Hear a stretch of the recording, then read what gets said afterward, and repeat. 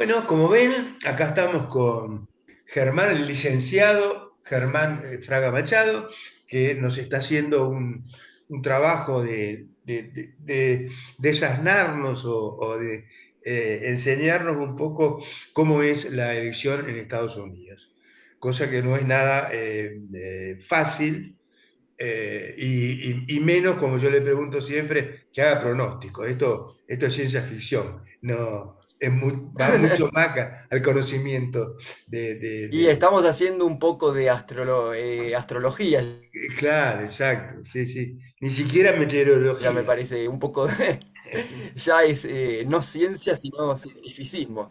Claro, exacto. Eh, pero Bueno, bueno, uno lo intenta, ¿no? larga vos. Vamos, la idea es hacer una cosa corta ahora, no más de 30 minutos, algo así, y luego de las elecciones, que vamos a ver, bueno, pero eso lo tenés que decir vos. Ahí después, cuando ya estén los resultados, que no sabemos cuándo van a ser, ahí sí, otro programa. Bueno, ahora larga vos y explayate como vos consideres que haga falta. Dale. Bueno, Pimpi, vamos a comenzar con, como siempre, un pequeño repaso de las cosas que nos tienen que importar, las cosas que son claves en esta elección. Y acá, como venimos diciendo ya desde programas anteriores, no nos tenemos que confundir, no nos tenemos que olvidar que lo más importante no es el voto popular, es decir, el voto total, la cantidad total de votos, sino lo que nos interesa realmente es el voto en estos 7 estados claves, ¿no? Estos 7 estados claves, bisagras, como los quieran llamar, oscilantes. Bueno, hay distintas clases de adjetivación o distintos motes que les podemos poner. Pero lo cierto es que nuestro análisis, si queremos saber quién gana la elección en Estados Unidos, tiene que concentrarse en valga la redundancia, en las elecciones en esos 7 estados. Estamos hablando de alrededor de 30 millones de votantes en 2020, fueron alrededor de 30 millones de votantes en el año 2020, y tiene que ver con estados que se decidieron por márgenes muy estrechos.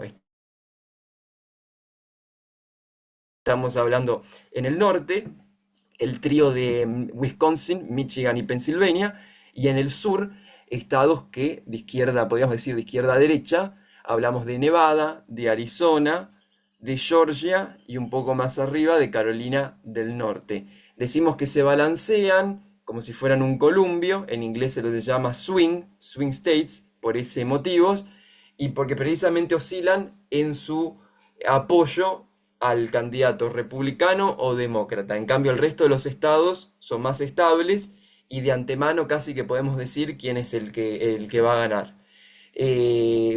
Bueno, estos son los estados entonces claves, estados bisagras, los estados fundamentales, y ahí esos resultados son los que nos van a decir quién gana la elección.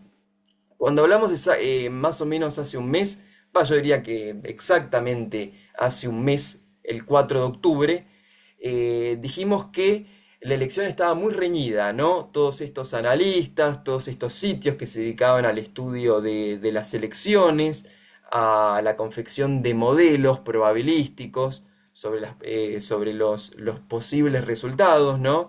En el orden nacional, en el orden de estos estados, ¿no? Que estos modelos precisamente se crean con distintas variables y bueno, eso genera distintos escenarios, ¿no? Hay distintas probabilidades para cada uno de esos escenarios. Dijimos, bueno, que los analistas, que toda la gente que se dedica al estudio de la opinión pública, bueno, y que trabajan para las campañas, muchas veces trabajan incluso para las campañas, nos decían que esta elección estaba muy disputada, prácticamente un 50-50, un 50-50, sumamente reñida. Y yo te decía que, bueno, analizando distintas clases de datos, por debajo parecía ser que no estaba del todo tan reñida como podíamos encontrar en ciertos medios tradicionales, como se estaba difundiendo por ciertos medios tradicionales. Yo me basaba esencialmente en dos cosas.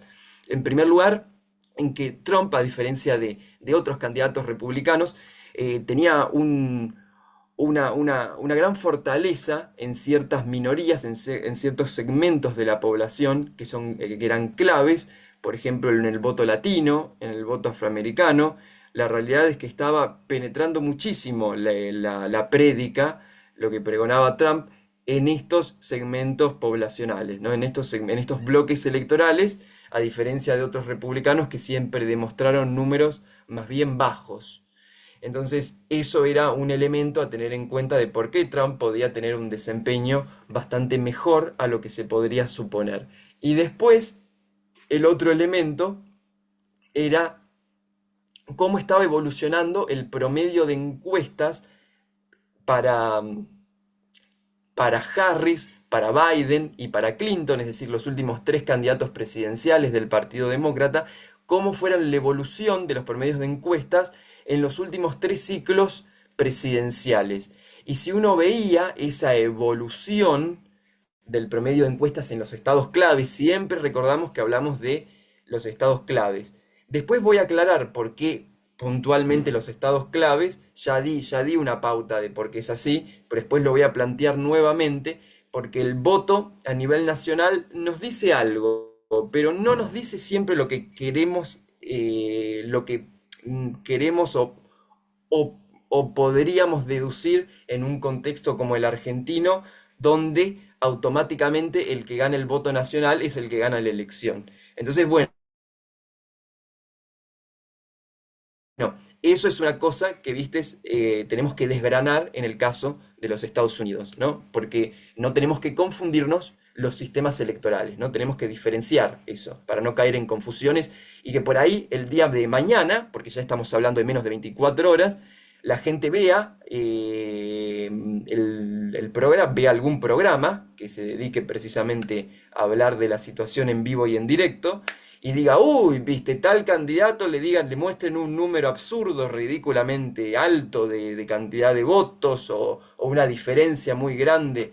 Usualmente es a favor del demócrata, los demócratas ganan el voto nacional y digan, entonces esto ya está cerrado, el arroz está cocido, no queda más que hacer. Entonces, eso ahí sería un error, generalmente es un error, ¿viste? Eh, pero decimos que si nos fijamos en... Pimpi, perdón, creo que no te estoy escuchando. ¿Soy yo? Eh, no, debo Ah, ser yo. A ver, ahí está. ahí está, ahí está. Mirá. No, digo que te interrumpí porque digo porque lo que estás diciendo que empieza como siempre la guerra de las encuestas, que es lo que Sí, está o de los sucediendo. sondeos a pie de urna. Yo les diría a la gente que tenga mucho cuidado en tomarse Los esos datos. herramientas, esos instrumentos, esas presentaciones. Yo diría, le aconsejaría a todo el mundo que la tome con una pizca de sal, con un grano de sal, ¿no? Eh, porque generalmente son imprecisos. Los primeros sondeos a pie de urnas en Estados Unidos son bastante imprecisos. Luego, viste, los que salen a posteriori, al día, los que hacen ya más un post-mortem, esos que salen a las 24 horas, a la semana o incluso al mes, esos ya tienen una lectura bastante correcta de cómo, viste, del modelo del electorado que fue a votar, viste, de las características ya más finas de la edad, quiénes se movilizaron más según grupo etario, según los sexos. Bueno, hay una cuestión muy interesante ahí. Ellos después ese postmortem es un análisis ya muy pormenorizado y muy bueno, pero los que se hacen en caliente ese mismo día suelen ser muy deficientes en un montón de cosas. Pero como decíamos, es también muy importante tener en cuenta el promedio de evolución entre los candidatos presidenciales demócratas en los últimos tres ciclos. Yo dije que ese para mí es una cosa que no puede desconocerse, el hecho de que si uno mira el promedio de encuestas, Harris es la candidata más débil de los últimos tres ciclos presidenciales demócratas, pero por lejos en el promedio de encuestas, que las encuestas de hecho suelen favorecer casi siempre al candidato demócrata, sin tener algún sesgo, alguna inclinación, porque hay un votante difícil de llegar, el votante republicano es un poco más difícil de llegar en las encuestas. Mirá Y si vos. uno lo ve, aún así teniendo en cuenta ese factor, Harris es una candidata terriblemente débil en las encuestas. Más Mirá, débil incluso que en Clinton. Que ya Clinton perdió y perdió por cierta diferencia. Harris es peor en magnitud incluso que Hillary Clinton. mirá vos. Eh, y esto ya lo notábamos en octubre, cuando hablamos en octubre, y ahora se refuerza. Esa erosión se ha ido reforzando. Son mucho más precarios esos números en los estados bisagras que lo que fueron aún en octubre. Eh, tal es así, yo bueno, ya acá hice una anotación para que quede meridianamente claro, por así llamarlo, que Trump tendría, si solamente si nos guiamos por el promedio de las encuestas, el promedio de las encuestas, independientemente de sorpresas que pueda llegar a haber mañana, que obviamente puede o no haber sorpresas, que profundicen lo que ya nos dicen las encuestas o que vayan en contra de la tendencia que marquen las encuestas. Pero si solamente el resultado sería igual a lo que dicen las encuestas, sería una copia exacta de lo que dicen las encuestas, Trump gana las elecciones mañana. Trump gana las elecciones mañana por 287 electores a 251 de Harris. Y también señalando que la mayoría en el colegio electoral son 270 electores. Así que tampoco sería una elección tan reñida, te quiero decir. Hay una diferencia de Trump en este momento de 17 electores por sobre la mayoría.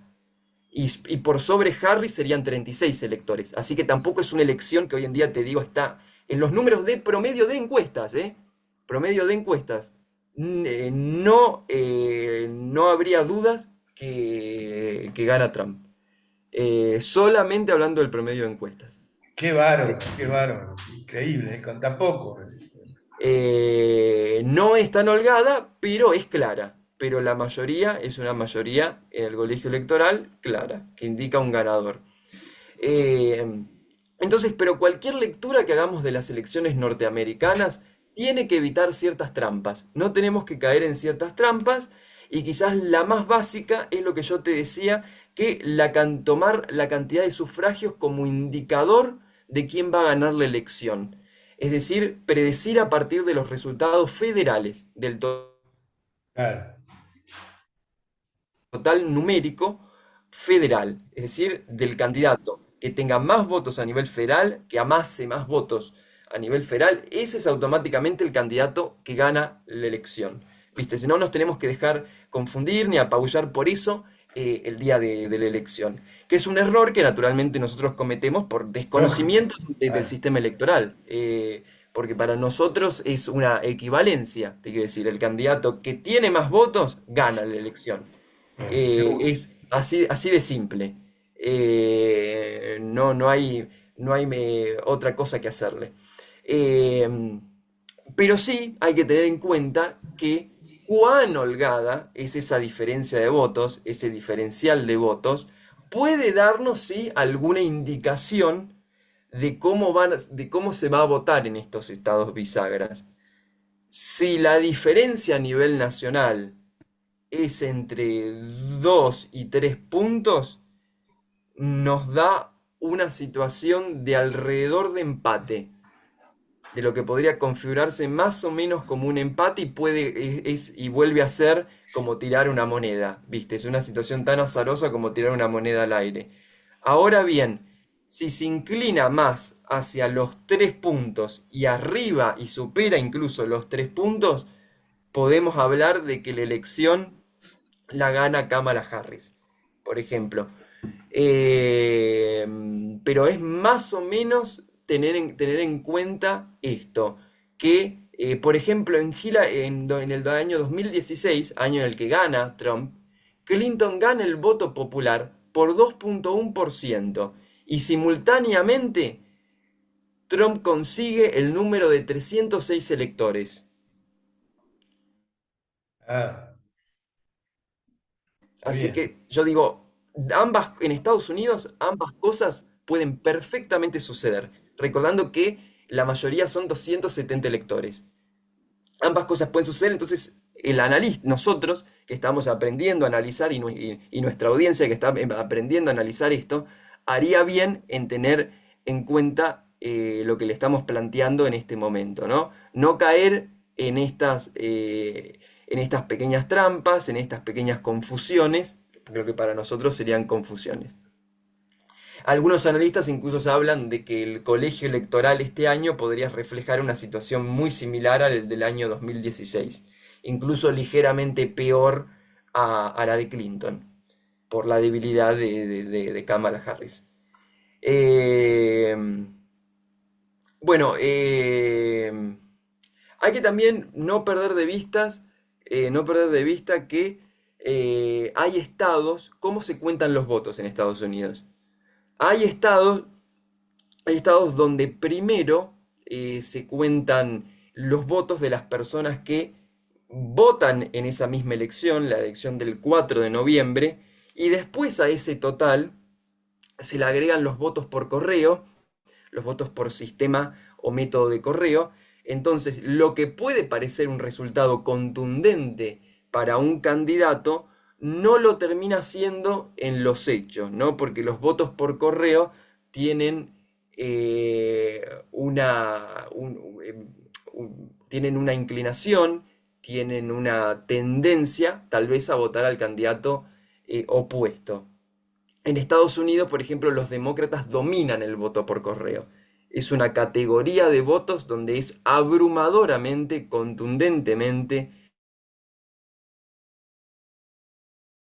apabullantemente demócrata. El votante por correo, el tipo de votante por correo es un votante demócrata.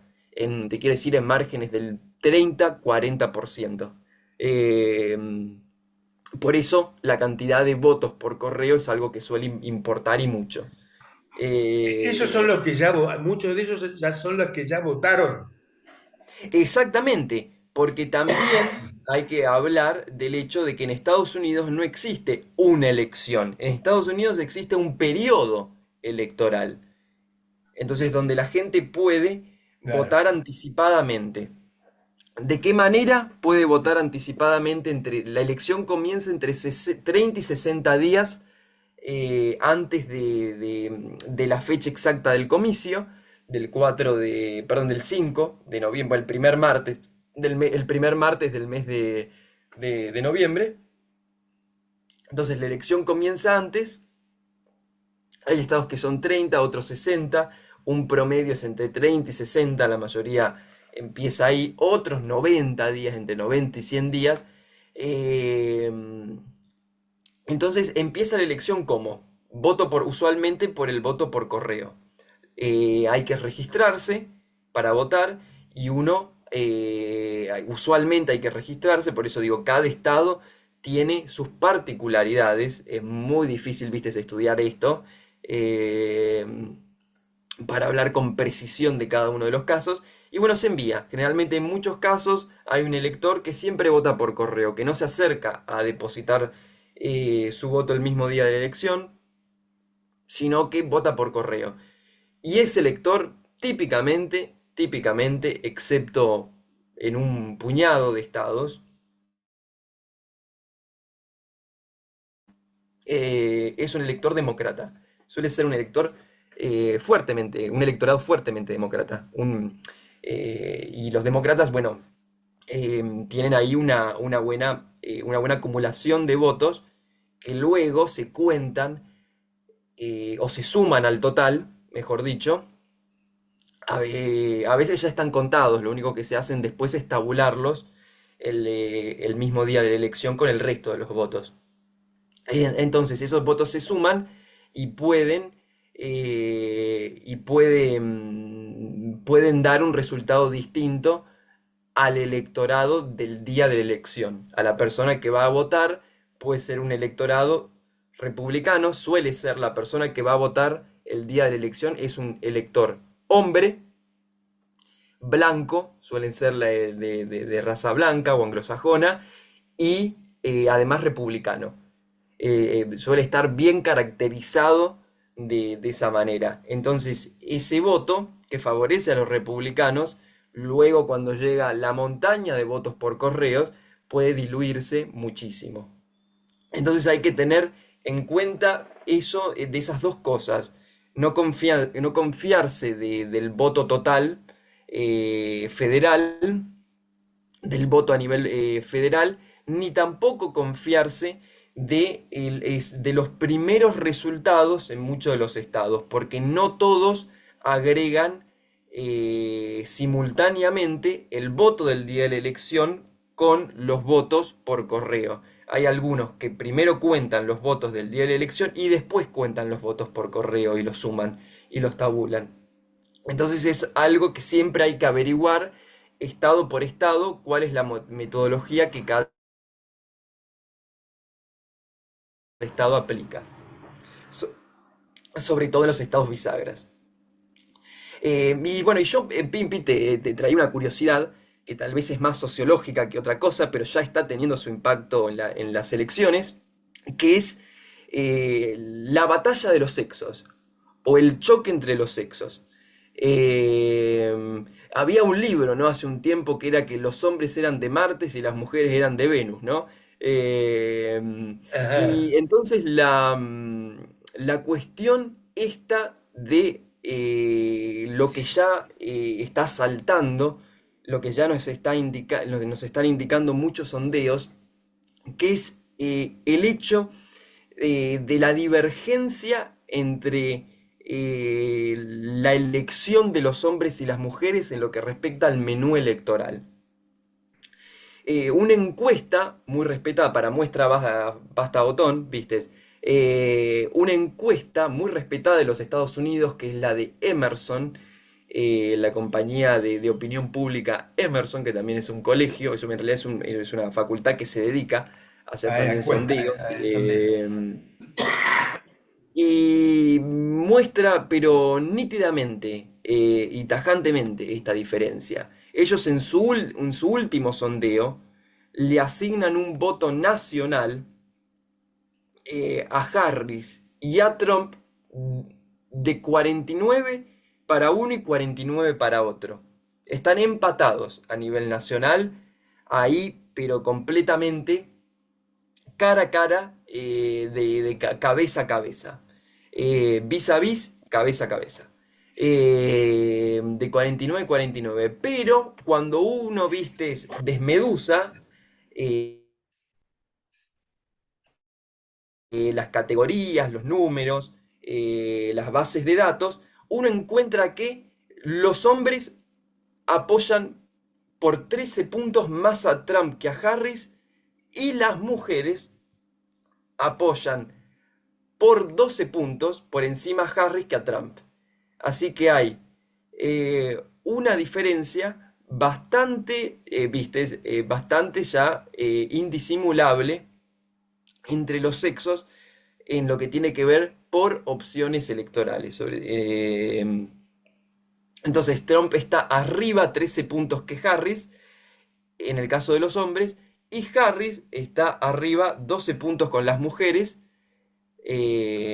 Así que vemos que hay un diferencial que ya se nota, un diferencial que tenemos que observar y que nos puede aclarar y que nos puede indicar que hay un fenómeno que está latente, que se está visibilizando y bueno, las consecuencias y las ramificaciones de esto también desde el punto de vista de la convivencia democrática, de la convivencia civil, ¿no? Bueno, y todo un montón de planteos muy interesantes respecto a, a lo que tiene que ver con la democracia O sea con que las relaciones, las relaciones interpersonales, creo yo, ¿va? o sea que los hombres votan más a Trump, al hombre, y las mujeres votan más a Cámara. Exactamente, Así pero es. nunca había sucedido que estén tan separados, con tanto margen, ya te digo, Esa 13 diferencia, puntos 12 y arriba 13. Trump. Sí, Claro, sí, sí, una divergencia claro. tan amplia entre los hombres y las mujeres. Eh, Generalmente era mucho menor, casi insignificante. Pero hoy vemos que hay algo que está sucediendo, hay algo que está sucediendo. Otros encuestadores, bueno, dicen que en realidad por ahí no, esta diferencia no es tan amplia, es de mucho menor grado. Algunos hablan que Trump está alrededor de 7 8 puntos arriba en hombres. Y bueno, y las mujeres por ahí entre 3 y 6 para Harris, arriba para Harris. Por ahí no es tan amplia, pero ya hay una diferencia, ya hay algo que existe y que va a haber que estudiar porque también va a impactar en cómo se organizan las campañas electorales. Porque si ya hay un electorado que yo sé que al cual no le voy a poder llegar, no me interesa hablarle a esa gente. Pero es algo que termina siendo bastante poco sano para la democracia también. Porque yo en la democracia supuestamente tengo que intentar gobernar para una coalición amplia de personas. Entonces, presenta todo un desafío, ¿no? Que vamos a tener que ir estudiando en los próximos años. Quizás incluso el sexo mismo, eh, el sexo mismo se vuelve una categoría predictiva del voto. Entonces, si ya llega a ese punto, bueno, ¿qué nos depara el futuro como sociedad, ¿no? Vos estás viendo ahí arriba que estamos en el tiempo restante de reunión, ¿ves una... 8 minutos. Ah, Así bueno, te dejo que que vos vayas viendo, dale. Andá entonces, midiendo, bueno, midiendo Pimpi, el más o tiempo menos vos. eso. eh, y decimos alguna otra cosa Dale. eh, que nos podría parecer un poco interesante. ¿El voto latino y eso, tenés algo del voto El latino? voto latino parece estar bastante fuerte, ya digo, a favor de Trump. No ha habido tantas encuestas a partir del mes de octubre que se centren exclusivamente en la comunidad latina. Sí tenemos de estos grandes encuestas nacionales que se han hecho y todos nos marcan más o menos lo mismo, entre un 35 y un 40 para Trump, que es un número fantástico, fabuloso, entre los latinos. De hecho, hay que volver más o menos al año 2004, en la elección de George Bush, Uf, eh, eh, para encontrar un número similar. Él fue, digamos, como la anomalía, e incluso Reagan, y un punto anterior tendríamos que incluso irnos más atrás. típico republicano. Entre ellos tuvieron un desempeño bastante fuerte, pero después ningún otro republicano pudo replicar esos niveles de voto latino. Ahora parecía ser que Trump está en esa senda, y si está en esa senda, debería sentirse bien de realmente de sus probabilidades de ganar la elección. Y bueno, por último, un poco de imaginación de lo que puede suceder. eh, si tendríamos que pensar en construir una opción favorable, un escenario favorable a Trump, también tenemos que pensar en lo opuesto, Claro. ¿no? En un escenario adverso, que incline la elección a favor de Harris, ¿no? Yo más o menos encontré tres factores que creo que podrían ayudarnos a entender cómo la elección podría irle mal a Trump, para estar un poco atentos, ¿no? De estas herramientas que uno da para ir estudiando lo que pasa mañana a la noche. La primera cosa, el primer punto que yo haría, en el cual yo haría hincapié, es que precisamente esto de lo que hablábamos, del voto latino, del voto afroamericano, en realidad sea un sesgo que existe en la herramienta del sondeo, no sea algo real, sea una sobreestimación, que en la realidad no se materialice. Es decir, que Trump no tenga esos niveles de apoyo que las encuestas le están dando en estas comunidades, que son claves para ganar ciertos estados, sobre todo los estados en el sur de los Estados Unidos, los estados fronterizos, que son los estados donde ahí Trump necesitaría ganar, en los estados bisagras del sur de los Estados Unidos, en Nevada, en Arizona, en Georgia, y necesita para eso apalancarse, para esa victoria, apalancarse sobre las poblaciones minoritarias, ¿no? Los latinos, los ¿Cómo, afroamericanos. cómo le da el enfrentamiento que tiene con la migración, con los migrantes, en relación a esto que decís, los votos del sur, ¿no? Que son... Y bueno, la cuestión de por qué le está yendo tan bien en el sur a Trump eh, es precisamente Claro, por su discurso de eh, antimigrante. él habla de reparar o también habla de de reparar el conflicto, de arreglar el conflicto, de arreglar el conflicto en la frontera sur de los Estados Unidos con México. Habla de deportaciones masivas, habla de una política migratoria mucho más restrictiva, habla un montón de eso y ese discurso ha calado profundamente en el sur de los Estados Unidos. Son discursos que cala y cala de manera muy profunda. Y por eso nosotros vemos al estudiar estas encuestas de los estados bisagras o de los estados claves, que allí Trump realmente está muy bien posicionado electoralmente. En el cinturón de estados sur, en el bloque de estados sureños, en este bloque de, como ya te digo, de izquierda a derecha, podríamos decir, de Nevada, Arizona, Georgia y Carolina del Norte, Trump está bastante fuerte ahí electoralmente, Claro, claro. lo que le facilita también su camino a la presidencia. La aguja, viste, claramente se mueve en favor de Trump en esos cuatro estados claves o bisagras. Alternativamente, Harris podría buscar su victoria mirando al norte de los Estados Unidos, al trío de estados que existe en el norte de Estados Unidos, que son Wisconsin, Michigan y Pensilvania. De Pensilvania. hecho, ahí la elección es más incierta y hay más factores impredecibles. No es tan sencillo hacer buenos números y hacer buenas encuestas en esos estados. De los tres, Michigan parece ser el estado donde Kamala Harris realmente podría aspirar a una victoria en este momento. Es como que tiene una inclinación más hacia el lado de Harris que otra cosa.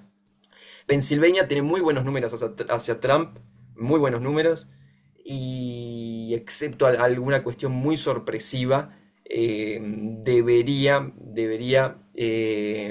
ser una victoria republicana. Deberíamos constatar mañana una victoria republicana en el estado de Pensilvania. Eh, bueno, y como te decía, también un poco de escenarios adversos, de la construcción de un escenario adverso para Trump. Bueno, el primer punto o el primer factor a tener en cuenta es ese, que el voto latino y el voto afroamericano no le sean tan favorables como podemos deducir de las encuestas. El segundo punto a tener en cuenta es que suceda una avalancha de votantes blancos universitarios. Esos votantes blancos universitarios son un bloque de votantes fuertemente demócratas, totalmente demócratas, votan demócrata de una manera ya contundente. El Así que surdaje. si ya salen a votar, salen a votar y van a salir a votar y va a ser una marea a favor de Harris. En estos momentos ellos son Se nos generalmente... acaba, viste que se Y acaba. por último, que el voto femenino sea mucho más favorable a Harris de lo que las encuestas le dan en este momento, abrumadoramente. Así que, Pimpi, tengamos en cuenta esto Quedamos así y, entonces. y Después de bueno, la elección, la próxima semana, vemos según los resultados, que va a ser muy difícil saberlos, porque ni siquiera sabemos si se va a hacer rápido, ¿no? El contagio. y ya te digo...